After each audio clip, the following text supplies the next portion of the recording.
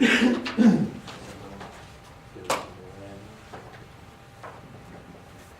right, so when you get yours, what we're gonna have you do is put these in your safety manual right after 407C, which is on page 108. The other part of this is, however your utility has adopted your safety manual, some utilities, the manager just kind of gives it his blessing and comes your safety manual. Other utilities have had their council or their commission approve that as your safety manual. If that's the case, your council or commission has to approve this gloving addendum before you can work by it. Otherwise, you're gonna have to continue to follow the cradle-to-cradle guidelines until then.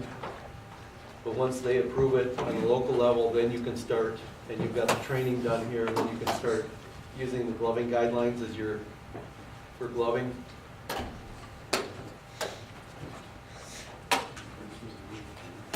Just a little bit of history as far as the cradle-to-cradle is concerned. This started back in 2012 with the 15th revision. You may remember back then they had the revision that said that you had to work, you know, if you're going up to do rubber gloving, you had to be in your rubber gloves from cradle to cradle. So we interpreted it at that time that when you were involved in a rubber gloving task, that you had to come down to the cradle, put your gloves on, go up, do all the gloving part of the job. And when you were done, come down, you could take your gloves off then, and you could do other things without your gloves on. And that worked out well. Now with the last revision, the 16th revision, they took that out and said that basically if there's energized wires on the pole, you have to wear rubber gloves that are appropriate for the voltage on that pole, and whether you intend to go up and work on them or not. So it kind of made it mandatory that you're going to be in rubber gloves all the time if there's energized wires on the pole. APPA did not do this necessarily to make life difficult for you. They've had a lot of injuries and accidents at the APPA members across the country, at public power communities across the country, and this was aimed at trying to stop those. Their thought was if they take away the misinterpretation of the minimum approach rule by just saying you got to put them on when you get in the bucket. And that way everybody's always got gloves on and shouldn't ever be in a position where you don't have your gloves on when you should have. That's their thought. Are these, when you say the APPA, are these people that are even linemen, or are they? Some of them are. Some of them It's are? kind of a mixed group. Some of them are linemen. There's 10 people on the task force. It's in the beginning part of your manual who's on that safety manual task force. The one problem with the APPA manual though is it's made up of these committee members, and you get, the only input you really have is you can recommend changes, but then they decide the changes and they don't tell you anything about them until it's already published. And that's when you find out. You don't get to make any comment on them or ask for any considerations. They make the decision and boom, it's done. So we had very little input into this and didn't know they were changing it until it got published. I've always had some disagreement with this because I don't agree with the train of thought that by putting you in gloves from cradle to cradle, that's going to guarantee your protection and we're going to end all contact injuries based on that. It still leaves us open to injuries if other things aren't done properly. So I'll explain to you how we got to where we ended up at with the gloving guidelines. When I say we, it's the Safety and Education Committee. That's a committee for the MEUW that's made up of 9 members from across the state that sit on that committee. And they're the ones that decided to go along with this gloving guidelines as instead of going by the cradle to cradle. And the purpose of it is the same purpose that APPA had. It's not to make things easier for you because the cradle to cradle was difficult. The purpose of the gloving guidelines is to make sure we don't have an accidental contact. That's our goal. So, for those that think that some utilities have, their local commissions and that are concerned because we're changing the rule, The rule that we're changing it to is the OSHA standard. It's what most of the industry works by, so we're not necessarily making anything up on our own. So this gloving guideline is gonna be in effect for anybody who does rubber gloving, basically from 120 volts. It says 2 to 25 kV, but when you think about it, it's really 120 volts all the way up to 25 kV. And we've got one utility, Menasha, that actually does 34.5 gloving, so down the road we'll have to change it to 35 kV. Or just take the voltage levels off of there is probably what we'll do. So, the intended use is this is going to apply to anybody that has to do rubber gloving on your system. This would apply to them. It establishes the minimum requirements. That's the first question on your quiz. And then the rest of the questions will be kind of in order. So if you just always keep in mind what the next question is, when it comes up, you'll see the answer. It's ensured to make sure that we don't have any accidental contacts. This is not best case scenario. This is bare minimum requirements that we want you to do. So a lot of the problem with the minimum approach distance rule in the past was the fact that there was too much personal interpretation on how to maintain it. First of all, what is the minimum approach distance, and then how do you maintain it? And it was all over the board. So the guidelines is going to be much more specific. I've already found something. I had hoped to make it as black and white as possible and eliminate as much gray as possible, but with some very good questions that have been asked across the state during the training, it's identified areas that we need to firm up yet. So I anticipate down the road next year when we do the training, there'll be areas that we clean up some and make even more descriptive and definitive as far as what we're requiring.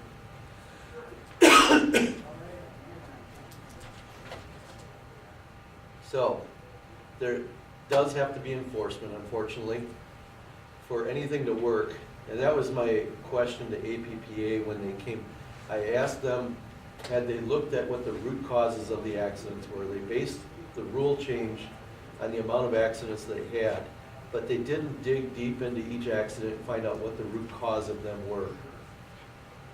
They said, it's one of three things, or it's all three, or it's two or three, but it's either poor training, not clearly defined training on how gloving is done, or it's lack of enforcement, or it's just lack of follow through with the crew out in the field. It's one of the three.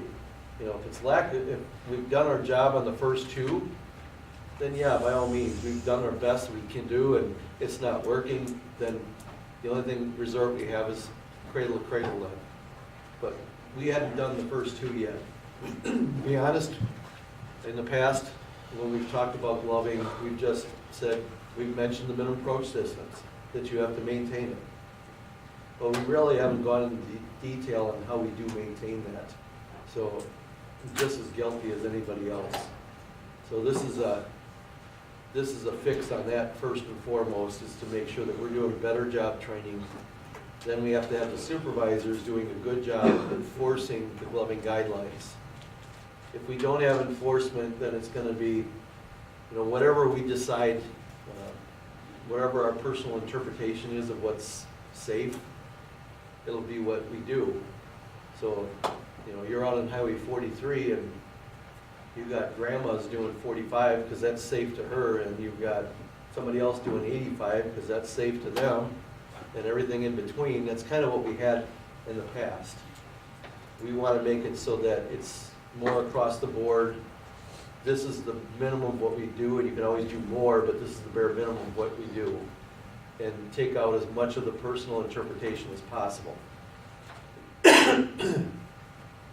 So the first assumption is that there's a misunderstanding. If we see that things aren't being done according to the gloving guidelines, we'll assume that there's a misunderstanding, and then we'll do retraining. And retraining will happen if we have an employee that changes job assignments and now has to glove, or he's a new employee for the utility, then he would go through the training.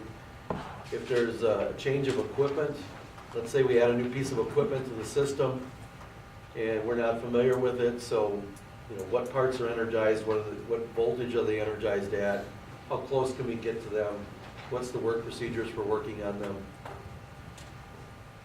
If there's a change in the gloving procedures, which we're gonna do this every year, so when we make changes to it, it will be before the next year's gloving procedures unless we find a gaping hole in what we're doing and it needs to be fixed right away.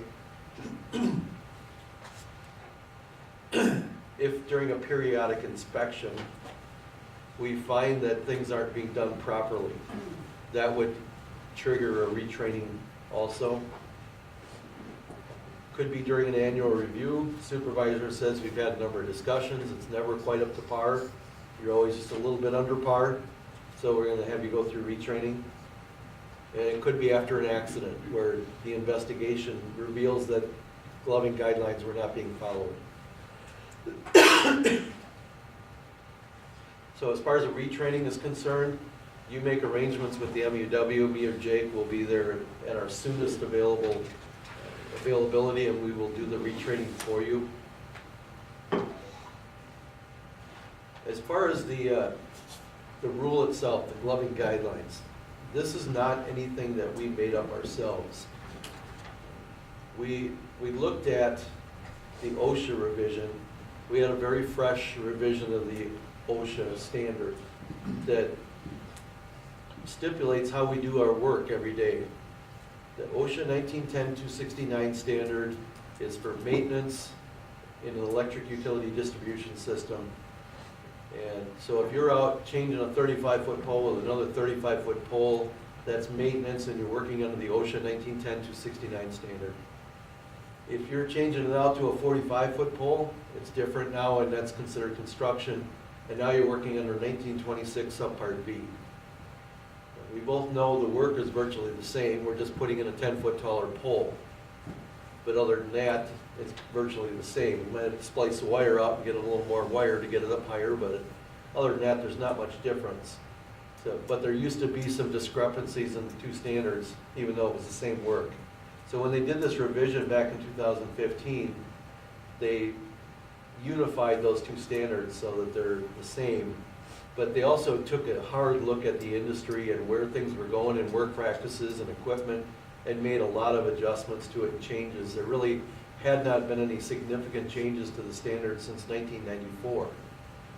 So this process started back in like 2010 when they started revising the standard. And it went through a series of really in-depth looking at accidents and what were the root causes and what needs to change. And there was a lot of public comment and recommendations as far as changes that should be made to the standards.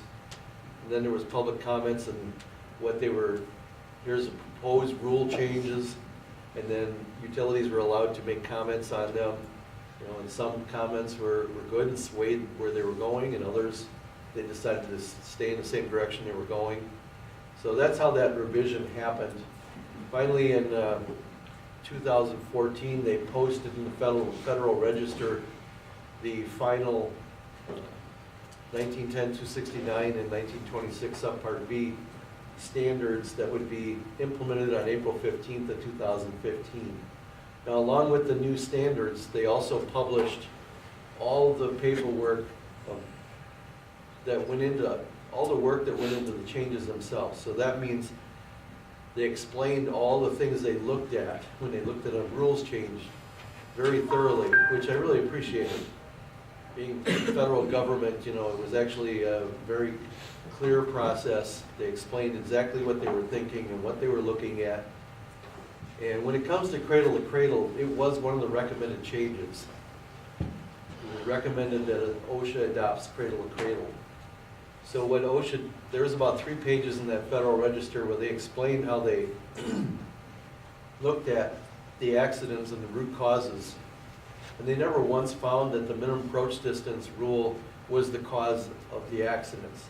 It was always a misinterpretation of the minimum approach distance, or it was a misapplication of rubber goods and rubber gloves and rubber sleeves at the wrong time, and not when they should have been. It was always error on the job sites in actually implementing the minimum approach distance rule that caused the problem. So what they said is that the employer has to do a better job training. The employer is responsible for training employees, first of all, so they understand what the minimum approach distance is, and then secondly, how to maintain the minimum approach distance. So the employers are not doing a good enough job doing that, and they're also not doing a good enough job enforcing it, making sure that it's done. And we agreed with that. We agreed that was the better route to go. So that's why we ended up where we are now with the gloving guidelines. It's going to take us to the minimum approach distance rule that OSHA requires, and we're going to do a better job in training it. We're going to encourage the supervisors to do a better job enforcing it, and we're encouraging you to follow it. Really, you're the most important part of this. I can only come out once, twice a year. Your supervisor might get out there once a day, sometimes a few times a week. But the rest of the time, it's all up to you to interpret it correctly and implement the rules correctly. And if you're not doing it correctly on the job site, we still continue to have accidental contacts, we're gonna have to do something at that point. So we need you to follow the rules. If you follow these rules that we go through today, we can virtually eliminate any accidental contacts. That's what my goal is. Doing an investigation on an accidental contact is the worst thing I've ever done in my life. I don't ever want to do another one. They're a lot of work, and yeah, I'm being lazy, but I would hope your goal is the same thing, to never have an accidental contact. Whether it's an injury or a death, they're about the worst thing you can go through. So we are going to follow the gloving guidelines that I've handed out instead of the section 407C in your manual. So once you get it approved on the local level that you can work by it, then what you do is you cross out 407C, and the gloving guidelines and the addendum will supersede that rule. One thing I want to point out though, we're only changing one subsection in the whole manual. Changing this one subsection does not in any way minimize or in any way communicate that this safety manual is not a manual that we should follow. It's a very good safety manual, and there are very good safe work practices that we need to follow in it. We are only making changes to one rule in there. Now, it's a big one because it affects how we do our work every day, but it's really just one rule in there that we're changing. The affected employees are going to be everybody that works for an MEUW member that approves this, that is tasked with doing rubber gloving. So our objectives for today is that, first of all, you understand minimum approach distance. You need to understand it so that you know when you're going to enter it, because gloves and sleeves have to be on before you enter it. We're going to discuss the principle of two-point protection, of isolation and insulation. This is the most important part to being able to make sure that we can do gloving without having any injuries. Third part is describe the procedures for preparing the equipment that we're going to use to do the gloving.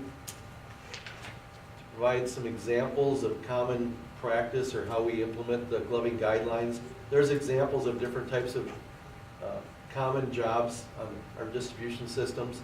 We're not going to have time to go through those today, but they're in there for you to read through and talk through how you would implement the gloving guidelines for basic jobs like that. Things that we need to be aware of. It's going to provide information about the equipment that we can use to insulate and isolate, and it's going to go through and define the terms that we're using in regards to gloving guidelines and how we implement it.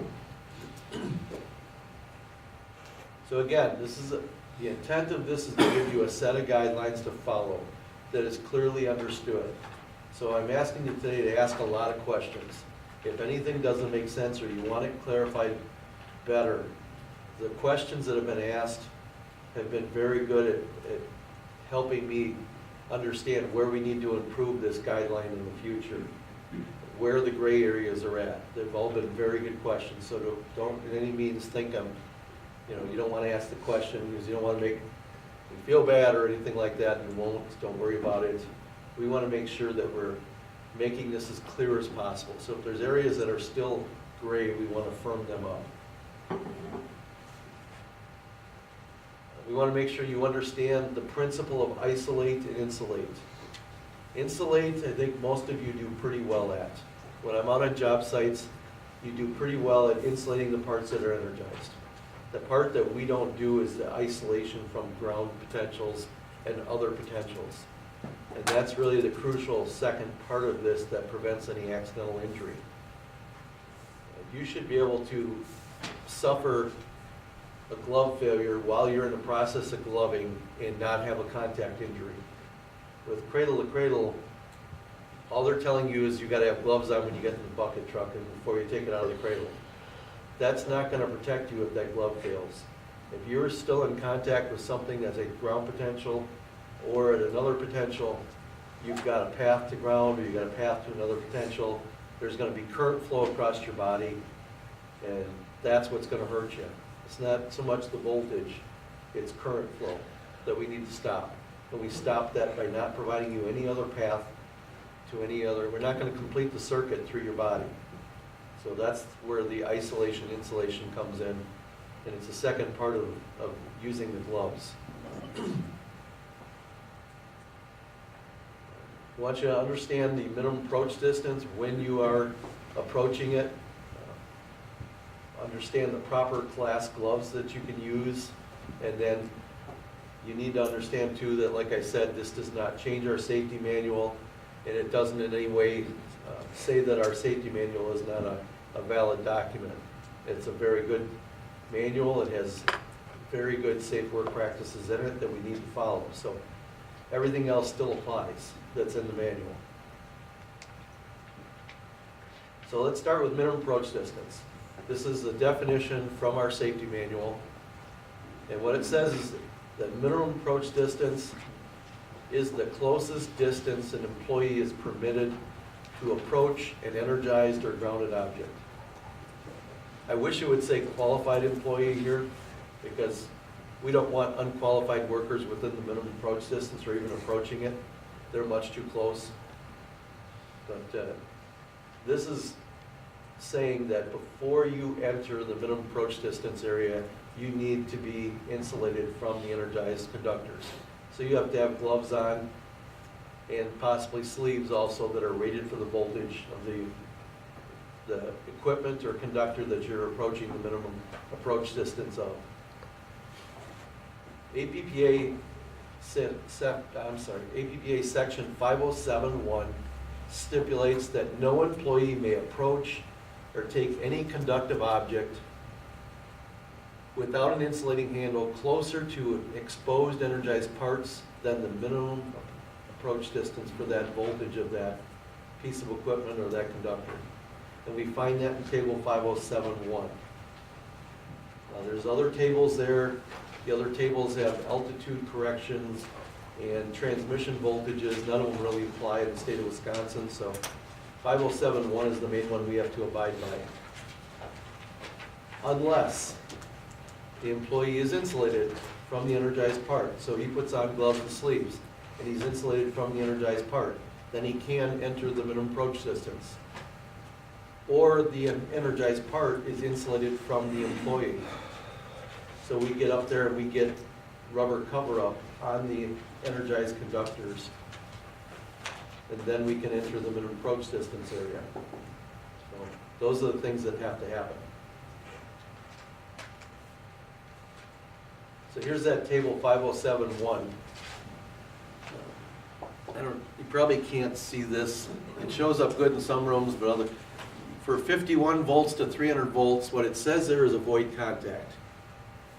So if this was something energized at 120 volts and I came up and I'm standing here and I'm doing this, I'm not touching it, I'm avoiding contact. Am I abiding by the minimum approach distance rule? Yes. Some say yes. Avoiding contact. Anybody say no? Let's go back and read what this said again. it says, no employee may approach or take any conductive object without an insulating handle closer to exposed energized parts than the minimum approach distance set forth. So we can't approach or take any conductive object. So if we've got a tool in our hand, when they say approach, that means in our extended reach area. So if this 120 volt source is within our reach area, then we can touch it from where we're at, which I can, even though you have no intentions to do so, then you're within the minimum approach distance, and you've already violated it. So that's where a lot of the misinterpretation has come in, is I'm okay here like this, but you're really not. I've had guys that I've said you need a hose on that phase next to you, because he's working like this and it's right next to him, and he tells me, I'm not gonna touch that, I'm not stupid, I know it's there. And I'm not thinking that he's stupid, I'm just thinking we need to take away any chance of possibility of touching that. And our rules say you're within the minimum approach distance, you have to have that insulated. So if that's where the misinterpretation came in, or a personal interpretation came in, if somebody thought if I'm not gonna touch it, I'm okay to not have that insulated. Yes, Matt? I thought it was plus 2.2 feet or whatever. It will be, yes. It's gonna be, for 120 volts, it's your extended reach Oh, plus avoid contact. Now, once we go up to 301 volts up to 750 volts, which is going to cover our 480 volts. Now it's 1 foot 1. So now it's how far can I reach plus 1 foot 1 plus the screwdriver that we got in our hand, or whatever we got in our hand that's conductive without an insulated handle.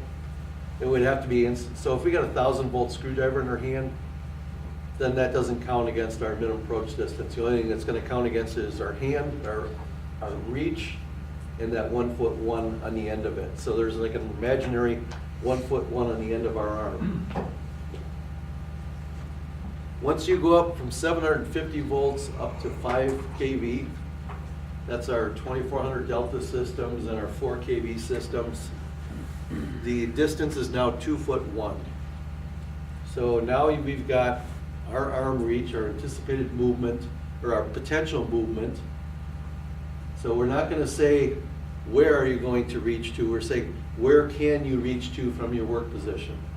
We're not going to take into account the potential movement of the bucket truck, because you'd have to make everything within the reach of the bucket truck orange. And we're not going to do anything crazy like that. But we're saying, when you set up to work, everything that's within your reach distance, add on the 2 foot 1 onto that, and anything that if you're going up to tie in some wire, you got a preformed tie that's 18 inches long, then that means you're probably beyond your hand, you've got 14 inches of tie wire sticking out of your hand. That means at the end of your arm reach, with the end of the 14-inch tie wire, plus your 2 foot 1, that's where minimum approach distance starts. And even though you have you're not going to take the tie wire and point it towards the primary conductor. Nobody would do that. But we're going to assume the worst case scenario, because what we're trying to do is protect against anything that can potentially happen. We have the ability to do that with really just installing rubber cover-up. And it doesn't take much time to install 2 hoses instead of 1. And many times 2 hoses takes away any possible chance of touching anything. So it's taking away our chance of accidental contact. Does that go for all equipment in your bucket? Let's say you have a drill bit or a drift bit or something, you don't have intentions of using it, but since it's in the bucket, does that add to it? No, we're only going to say what's in your hand. If you take it and put it in your hand and now the minimum approach distance changed then.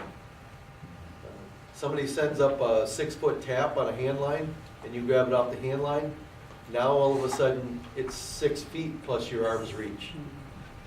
So that means that cover-up has to go out much further now to accommodate that tap that you're bringing up. Unless you can keep that thing rolled up and keep it to a point where it's only going to reach so far, then we're going to have to add that whole 6 foot, even though you have no intentions of sticking that towards the primary. But we're taking into account the worst case scenario, and we're going to cover for the worst case scenario. So we go 5.1 to 15 kV, that's 2 foot 3 inches. So now our 12 kV systems, 13.2, 13.8 systems fit into there. It's 2'3", and then we go to the 24.9 system, which fits into 15.1 to 35 kV or 36 kV, and that's 3 foot on the 24.9 systems. So on a 24.9 system, it's your arm's reach in any direction plus the 3 foot. So that means from your work position, and if you're a one-man working in a two-man bucket, you can move around in that. Like I said, we're not gonna assume you can move the bucket its full range of motion, but you set up here, you can move around in that bucket, you can reach out as you're working. When you do that, and when you set up like that, you have to assume that whatever you're gonna have conductive in your hand plus your extended reach, add the 3 foot onto it if you're working 24/9, and cover up extends beyond that reach distance so that we're insulated from it. If we do that, there's no way to make accidental contact with anything.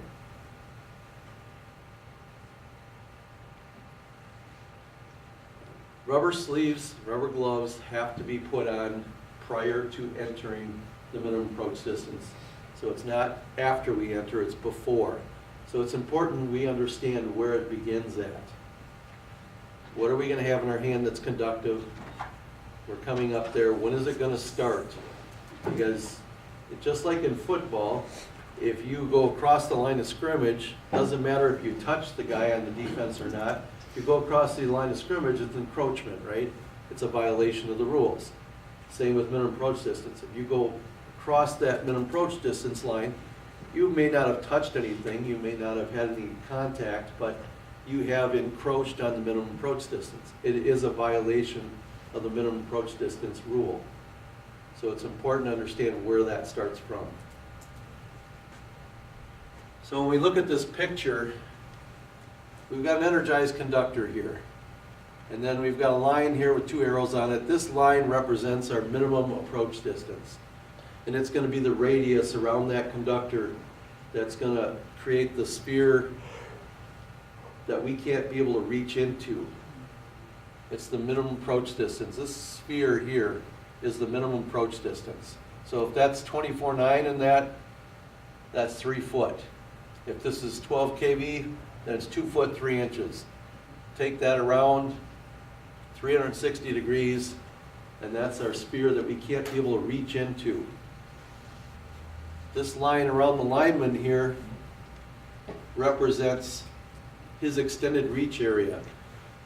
How far out can he reach? If he can reach into that sphere, he's violated the minimum approach distance rule.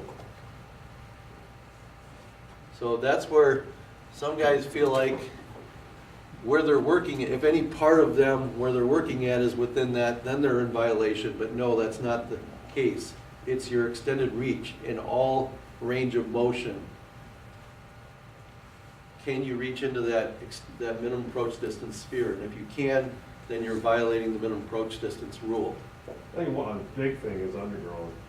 I mean, when I Yeah. catch myself doing it too, like we have to stuff cable for H&H, we go there, Yeah, we have to reach down into a transformer, you got your gloves on, you're not even thinking about sleeves at that point.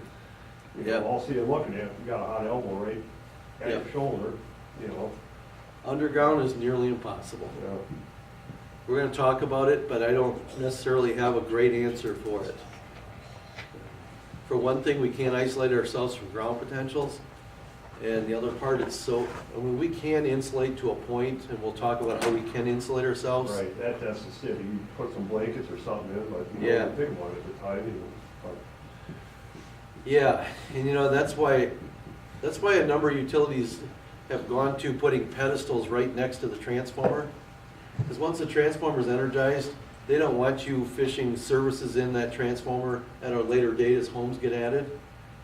So they put a pedestal next to the transformer, so as soon as you make up the transformer, you make up all the secondary mains, then in the future, all you have to do is get into a pedestal to hook up a house service, to add a new house service. So you're not having to reach past that primary conductor to do so. Yeah. It's very difficult on underground. What this does is it does allow us to work without gloves for certain jobs. if you are working on something that's not energized, it's not connected to the system, there's no possible way of it being backfed, it's not connected to any other source, and the energized equipment and conductors are insulated from us, we can work without gloves. So in this situation, let's say he was gonna hang a rack here and hang 3 tubs on there. Now this is about the best picture I could find. There are still some things that are, if you look close, are not completely covered. For this to apply, everything has to be completely wrapped and covered. We can't have it just draped over and the bottoms all open and exposed. It has to be completely wrapped up and covered. But once it's all covered up, and from our work position, we can't reach up and touch that cover up, what it's basically doing is saying that our minimum approach distance now exists out here. Now some have said, well, I still wouldn't want to be working right here where I could just reach up and touch that cover up without my rubber gloves on. And I think that's a good way to go about it. I think if we can actually reach up and touch it, then we should probably be in rubber gloves, even though we're not necessarily working on that because it's within our reach distance. But once you get outside of the reach distance, say we're down here and you hang that rack there, you hang 3 tubs there, and you're wiring up those tubs, making your secondary connections and your primary connections up to your cutouts to the bottom of them, and you stay outside of that reach distance. Now actually our minimum approach distance is out here where we don't have insulation.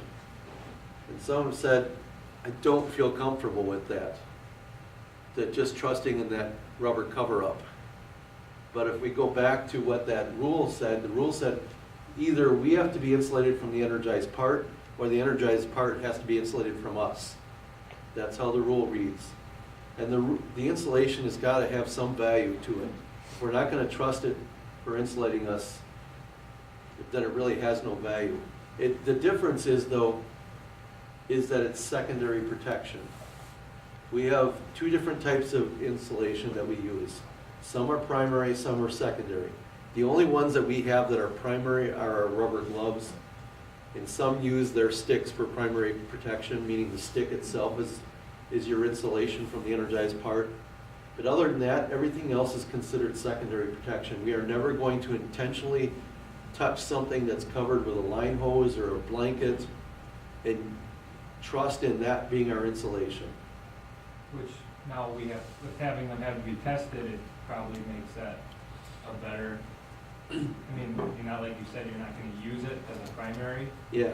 but with them being tested, it definitely is a, It gives you a little more comfort knowing that once a year they're tested, and as long as you're inspecting them before you use them every time and they're clean, they're free of contaminants and no damage to them, yes, they're rated for 20,000 volts if it's a class 2 and you're putting on a 12 kV circuit, yes, that should be providing you insulation. So if you make accidental contact with it, whether you flip a wire into contact with it or you accidentally bump your shoulder into it, then yes, you should be protected with that insulated cover up on there. But from talking to guys, many have felt like they would be more comfortable if we are within reach that gloves are on. But if we're out of reach of it, so you're down working on a riser pole or you're working on a transformer bank that's outside the reach of the rubber cover up, you can take the rubber gloves off and you can be in leather gloves working at that point, which is I think a much better application of the gloving rule. And it allows you to do work on de-energized equipment where there is no energized, there's no hazard, no electrical hazard there. The cradle-to-cradle rule forces you to wear rubber gloves when we have no electrical hazard. And I was talking to Eric during break about carpal tunnel, and he's going to be going for surgery. And that's the big fear with putting you in rubber gloves all the time for everything you do on the pole. That rubber tension on your hands every day, day in, day out, no matter what you're doing on the pole, is going to take a toll over time. So that's our other concern with this. Not the only reason, but it's one of the factors in not following the cradle to cradle, but going towards doing a better job at training and enforcement and making sure we do this right. So you go up there, gloves on, sleeves on, you cover everything out past where you're going to possibly make contact. Now you got to think about, if I'm just going up here and I'm going to hang 3 tubs, that's probably plenty of cover up there. Because you can't reach up out towards the end of that hose.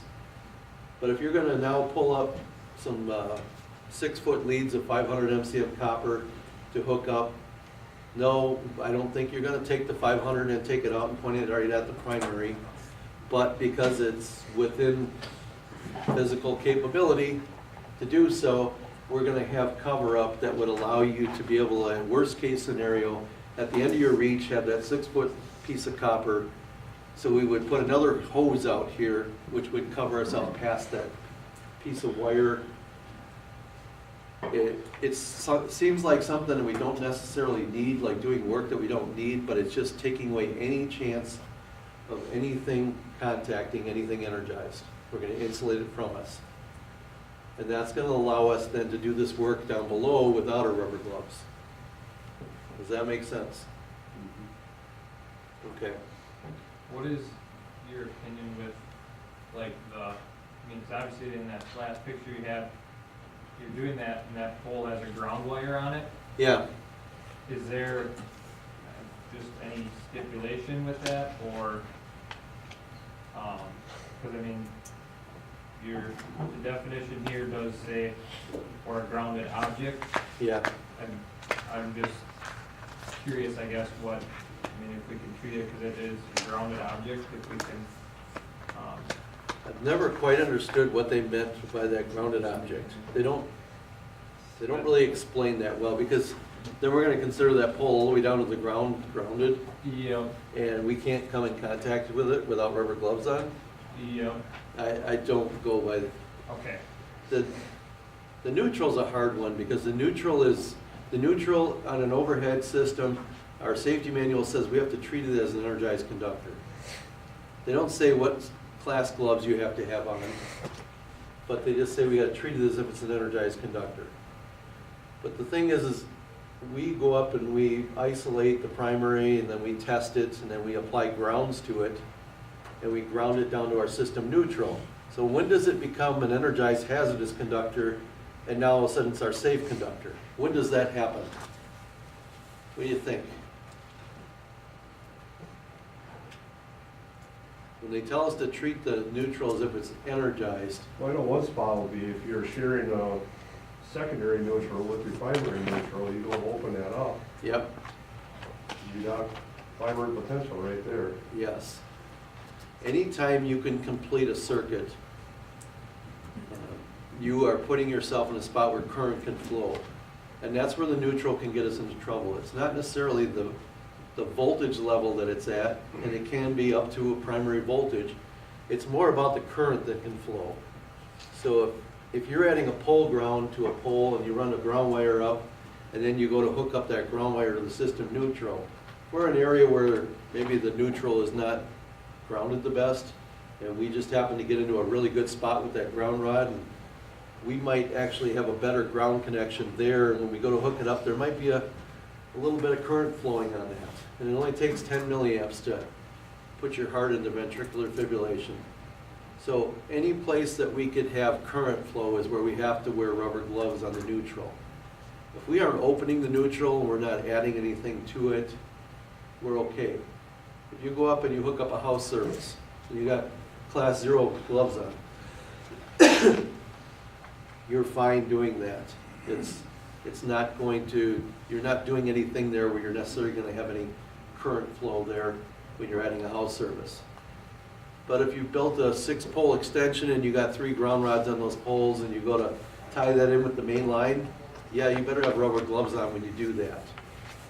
Or if you set a new pole 20 foot back because they're widening the road out and you want to splice the neutral around that old pole and get it over to the new pole, then yeah, when you open that thing up, it better be jumpered, and you better have rubber gloves on when you do so.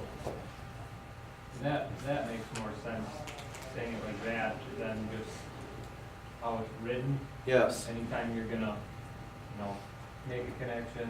Yeah, but Steve, when I was at accident I had near miss, I was moving the neutral. Yeah, I wasn't cutting anything in, I dropped it into, yeah. See, I wasn't, you were technically handling, I didn't have to have my gloves on then. right. Good thing I did. but you were moving a conductor that was in the minimum approach distance, you just didn't recognize that you were in the minimum. Yeah. And that's where just handling the neutral itself wasn't so much a hazard, but when you entered the minimum approach distance of the conductor across the road is where you got yourself into trouble. It was a good thing you had your gloves on. Yeah, but I didn't even know I wasn't coming close to the minimum approach distance. Right, I mean, I should have known, but, yes. you know, so it could have been just an instance, you know, Yep, you're working on a current carrying conductor, right, things could happen, it can. so. And once we get into the isolation insulation part of it, the principle itself, we're taking the insulation that the upper and lower boom provides us and the insulation that we apply to all our ground potentials around us. So in your case, if you didn't have gloves on, you had contacted the primary, had the boom been in good condition and you not being close to anything else, you probably are still okay. Yeah, You pick a tie wire loose with your fingertip and you poke a hole in the end of your glove and you now grab onto that energized tie wire and the glove has failed now at this point, you get energized. We should have no contact there because if we do our isolation right, there's nowhere for that voltage to go. You actually will get energized, but there's nowhere for it to go, so we don't complete a circuit and there's no current flow. So we should be able to energize you without having any current flow and you still are safe. We don't want to do that, but that's like our last line of protection to prevent any accidental contacts. So that's where the isolation insulation is going to come in. So Steve, if you're gonna move the neutral, just to put a kind of transformer bracket up, and it's a 60-foot or 60-inch spacing from the top, Yep. or from your cross arm, you don't have to worry about this. If you're gonna hang a bracket, just lower the neutral, you got no other conductors below you.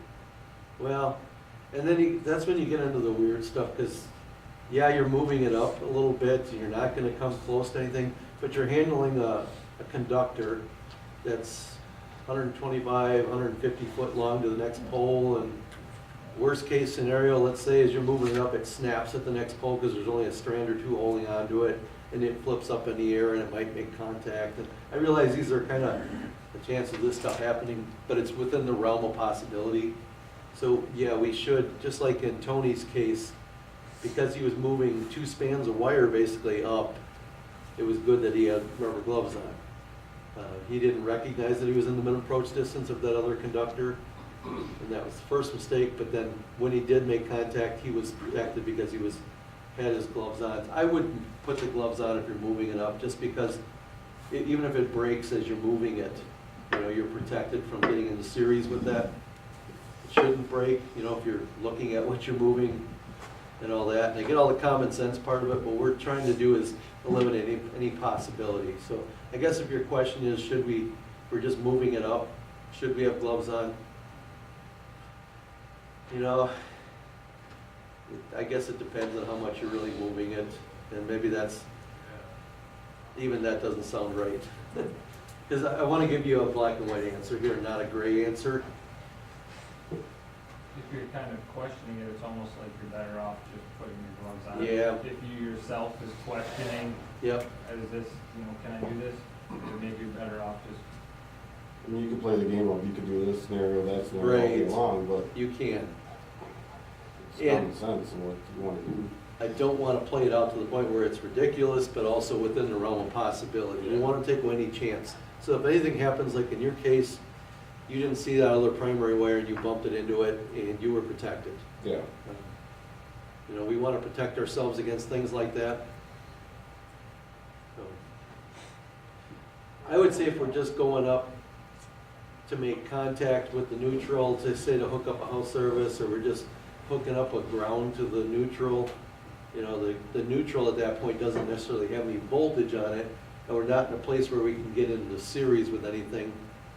So we're okay at that point, but once we start moving it where we could potentially break the conductor,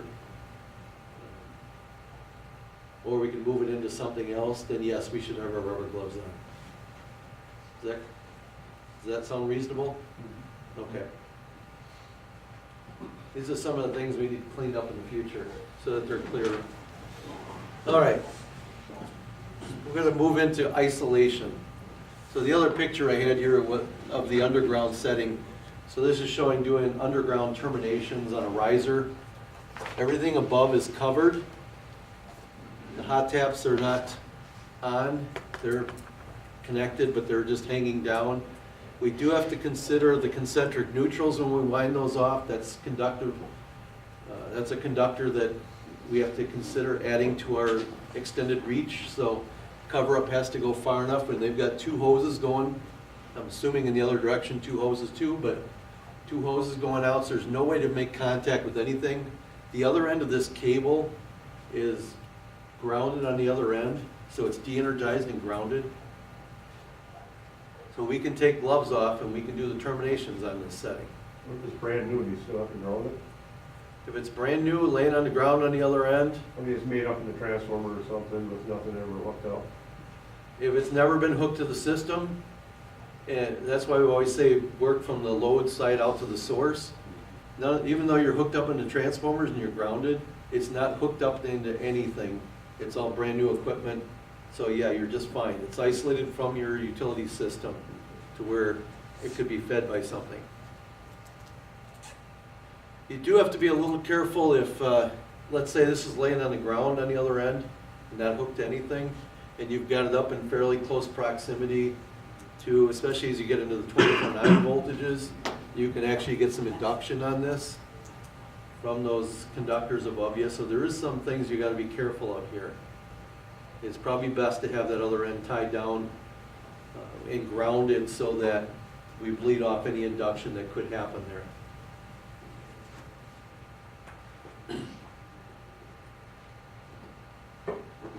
Okay, so here's our first principle, and that's isolation. Like I said in the beginning, we do a very good job insulating. The thing that we are weak at is isolating, and this is the thing that's going to have to be the biggest change in how you do your rubber gloving to do this properly. It means isolating yourself from anything that's at a ground potential or another potential. So you go up in the air,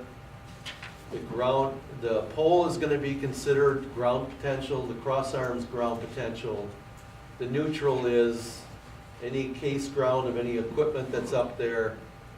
You might have equipment arms up there that are metal, that are grounded. Guy wires, even fiberglass arms. Things that are normally insulators, like a fiberglass bi-unit arm or a chicken wing arm, whatever you want to call them. They're made out of fiberglass, which is an insulating material, but it doesn't necessarily have a dielectric rating because it's not tested and we don't know what type of contaminants are on it, so we're gonna consider it a ground potential, even though it's probably a very high resistant ground material. So we're gonna consider it ground potential and we're gonna cover it. So basically, anything we can reach from our work position that's at ground potential or at a different potential, so that could be another phase potential, or it could be secondary phases or house service. Those are all gonna be covered. And when we do that, we take away any chance of having, even if we got energized, any path for that to go to. So when you get up in your work area, what you do is you think about, okay, let's assume my glove's gonna fail while I'm doing this gloving job. What else can I be touching to complete the circuit? If we take away all of those possibilities, even in a worst case scenario, if my glove fails while I'm gloving, I still don't have an accidental contact because there's no place for that voltage to flow to. I don't have any current flow across my body. So that's our goal with the isolation. Does that make sense? But could there be current flow even if you're parallel with it? You know, say you got both ends, both failures in both gloves. That could ever happen. You're talking about getting in series, say with No, not a, in series. If you were, if you're working on the conductor, but you had a hole, say, in each glove, yeah. could it ever go through you then? I guess in theory it could. There could be some current flowing through you in that case. Yeah. It's getting sweaty. Because the majority of the current's going to flow through that conductor, which has the lowest resistance. You're going to be much higher resistance, but if something can flow across you, it will. You'll be a parallel path. So that is a possibility if both gloves were indeed failed, yes. then you're still isolated from the ground from your bucket. You are, but we could potentially have current flow from this point of connection to this point of connection through our body, just kind of bypassing the conductor and going through our body. It's not gonna be much, but it doesn't take much. Plus, I mean, if you're really sweaty here, when you're wet anyways, you know, Yeah. that's sweat to everything. Yeah. And that's where, like, doing taps is another one. When you're hooking up a tap and energizing a piece of wire with that tap, you have to be careful, because that's, now we're taking a piece of wire that we've energized and we're gonna make a connection onto a piece of wire, another wire, and energize that wire. If you're in contact with the wire you're gonna energize and the tap that's energized, you put yourself in series. And if either one of the gloves are bad at that point, and you complete that circuit through your body, we can have current flow there also. So that's the other part, that isolation and insulation don't necessarily. Now we have to use work techniques that don't put both of our hands in contact with things that are that could be at different potentials. So, you know, if you're using an AMPAC connector, you try to have a little bit downward pressure on the tap so that when you put the C-tap on there and you come up and you hook it on the conductor above with one hand, the tension of the tap kind of holds it in place. Or you take your H-tap and you put it on the tap and you open up the one end, you put it up over the wire, and then you close the H-tap on it, so that we make contact with one hand and not both hands, where we can put ourselves in series. Yeah. So there's always gonna be some little places like that that we maybe can't, but we can be 99-point-something% sure if you follow these insulation and isolation principles, you won't have an accidental contact. But we always have to watch out for putting ourselves in series with something or making ourselves a parallel path. Another place would be operating the metal handle on a gang switch on your distribution system, or even on the transmission system in your substation. You've got to open up a gang switch. We want you to put your rubber gloves on, even if they're not rated for the voltage that's on that switch. Because if that switch fails and energizes that pipe coming down that you're hanging on to, it's also got a flexible ground lead on it that either goes down to a ground rod and the grid that you're standing on, or it's going down into the station ground grid if you're in a substation. We want all the fault current to go through that flexible ground down to the pole ground. We don't want any of it to go through you, so we're using the rubber gloves to make you a very high resistant path to ground in that case. We're not necessarily insulating you from the voltage. So that's why you always put gloves on when you're operating a T-handle or a gang switch with a metal pipe on it.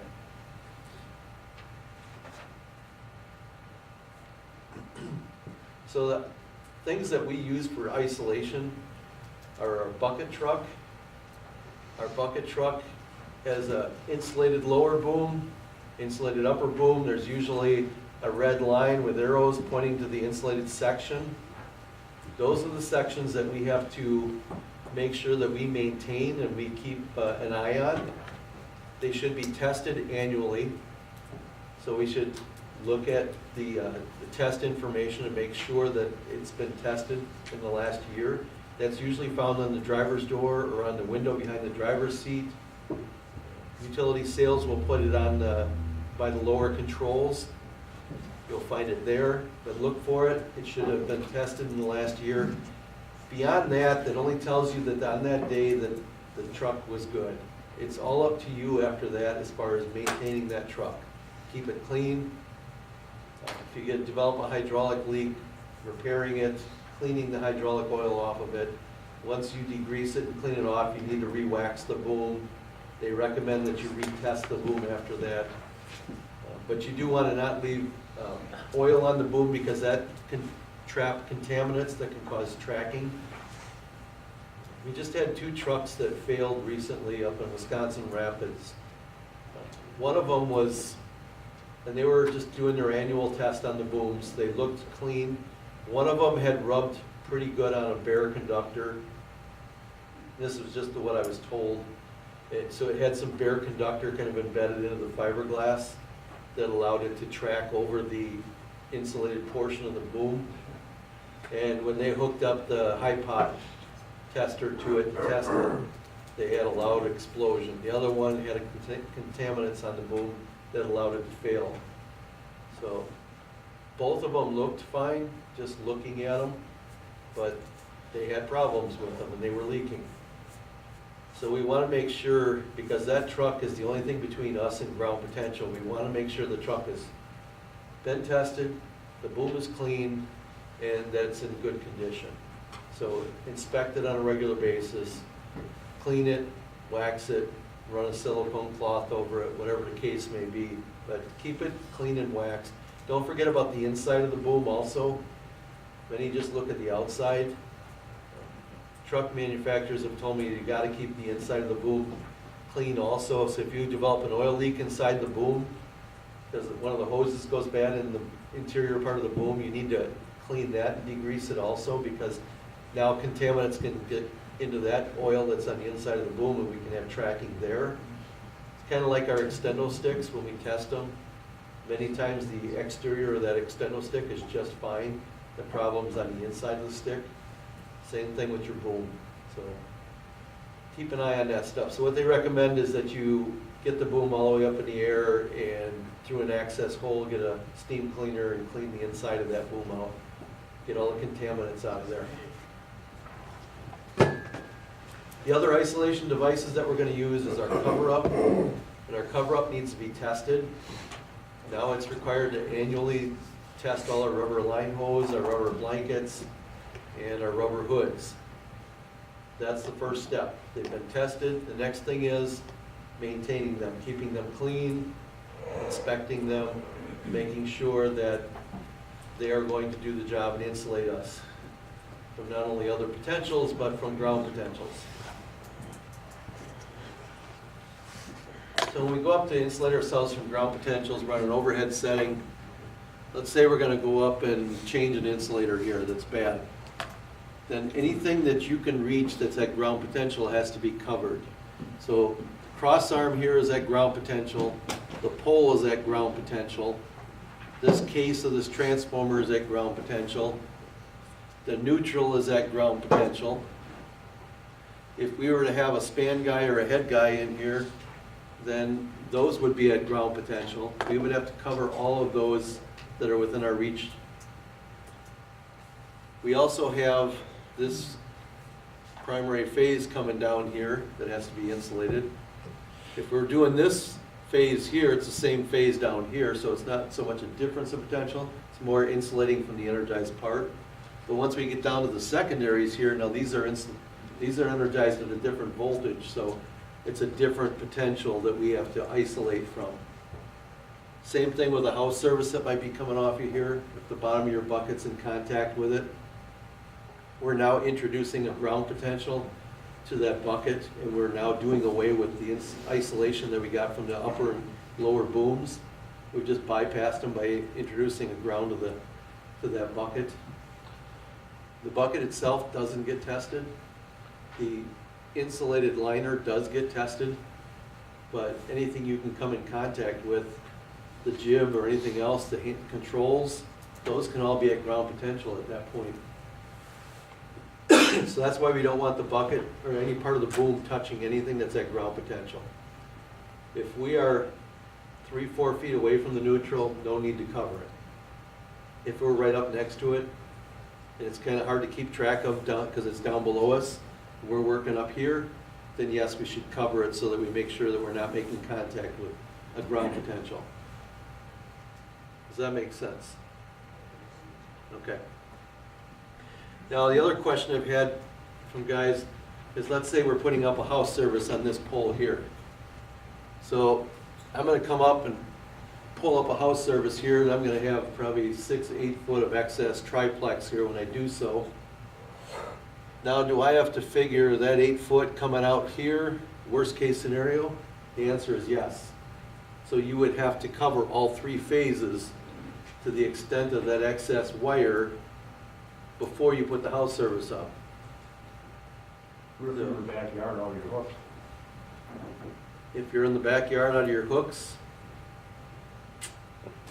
then you have to either apply the insulated cover up with a hot stick, or use a gloving board. But the other option is, I'm not gonna always say that we have to cover the top of this pole with orange. We can adjust what we're doing and where we're at, and adjust how much cover-up we have to place. If we normally hook up on the house end and pull on the pole end. What if we just took up enough to hook it onto the neutral and had enough tail to make our secondary connections, and we pulled it on the house end? That's what I was gonna ask. Now we don't need any cover-up up here. So we can change the way we do things and change our exposure level based on that. So it allows you some personal interpretation. It allows you to make better choices as far as your work position, as far as what you're gonna be exposed to. And it wouldn't even be that, because that primary on the can is even lower than what it Correct. is on the pin. Correct. So to put that house surface up, you would have to cover this, you would have to cover the phases up here. Yeah, you'd have to do a lot of cover up to prevent that tail from, because that's a conductive object that you're gonna be handling that could get into something energized. So it would require a lot of cover up. So maybe we gotta rethink the way we do some things and put our end with all the excess where we don't have an electrical hazard that we can get it into.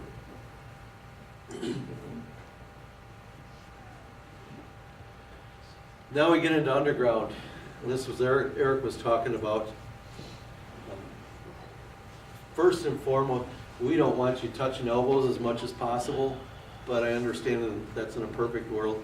Now, the cable itself is shielded up to the point where the concentric neutral is bound off, and then it comes down to your ground rod connection. Above where it's bound off here, there is no shielding here. We have a drain wire that goes up from the neutral to the drain on the elbow itself, but otherwise we've got insulation in the cable, and then we've got semiconductive material on the exterior of that elbow. You will get leakage on that. I can't promise on every one, but because it's a semiconductor material, if you've ever seen the drain wire come off of these and heard them spit and sputter, or even on a dummy cap that you put on a live bushing that doesn't have their drain wire on it, they'll spit and sputter, and you know they're hot. So we consider these energized from here up. From here down, it's shielded, and it's protected by the concentric neutral on it. To touch it while it's energized, we still have to have rubber gloves on. That's according to our safety rules. On underground cable, we have to put gloves on. Even though we can lay this stuff out as a temporary, I get it. Guys have said, what do you mean? You know, National Electric Safety Code says we can lay shielded cable on the ground energized and it's okay for an emergency situation. But you to touch that, you have to have rubber gloves on. It's just what our rules are. But once we go above that spot there, now we're grabbing onto the energized part of that. We have to be isolated from ground potentials now to touch that. So that's why this is very, very difficult to do. Because we've got our case ground here, we've got the concentric neutral at ground potential, we've got the secondary neutral at ground potential, and then we got the secondary phases at their secondary potential. We got the earth ground on all around that transformer. All of those are ground potentials. So how do we grab onto an elbow and move it and avoid any ground potential? It's very, very difficult. They just don't have cover up to protect ourselves from. You know, we can do somewhat. We could stand on a blanket. We could put some 20 kV boots on that would isolate us from ground potential from where we're standing. Or we could stand or kneel on a blanket. But then we've got to cover the front of this lid. And then we still can't, our reach distance is still going to take us to the back of the cabinet. There's no way to insulate that with all the attachment points on there. It's very, very difficult. So that's why I really don't like the steel, May steel cabinets, not just May steel, but all the steel junction cabinets, because so many times you have to touch the elbows in those things to move cables around. They're fine as long as everything is sitting there, you don't have to move anything. But as soon as you gotta pull an elbow off and park it on a feed-through bushing to test it, or isolate it, or ground it, you're always having to move this cable, or move this over to get the the feed through in there where it's gotta sit, it's about impossible to do that without touching elbows. And it's forcing you basically to not follow the safety rules, not follow the gloving guidelines that we're putting in, so. It's a big expenditure to go from a junction cabinet to a switchgear, but the switchgear allows you to have a bay for each circuit. They're not all bundled together. We can freely move those cables around with a shotgun and move them into a feed-through without handling them. And we should try to design our system so we handle the cables at the very minimum. And I get it, you're not in a spot a lot of times to sell that, but I would definitely push for that as much as possible. You know, customers don't like switchgear, they're big and they're ugly, you know, compared to a junction box, which is smaller, but and you're talking about 3 times the cost with a switchgear. Junction cabinet, by the time you buy it and, you know, your elbows and everything, you're $4 or $5 grand with the install. Switchgear, you can be over 20 grand easy for the switchgear, so, but it allows you to work on the system safely. If we're installing things yet, I mean, you guys are working on overhead stuff now that was installed years ago that it's hard to follow the gloving guidelines because of the way it was built. We're still building things underground now, just like guys did years ago with the overhead that made it hard for you to work on. We're still doing things in the future that guys are gonna have a hard time working on. So we gotta start thinking about on the underground, how we're building it, and are we building things that we can safely work on?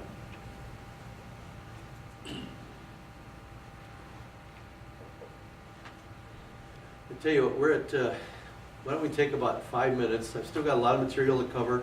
Let's take about 5 minutes, hit the bathroom and come back, and then we'll finish this out.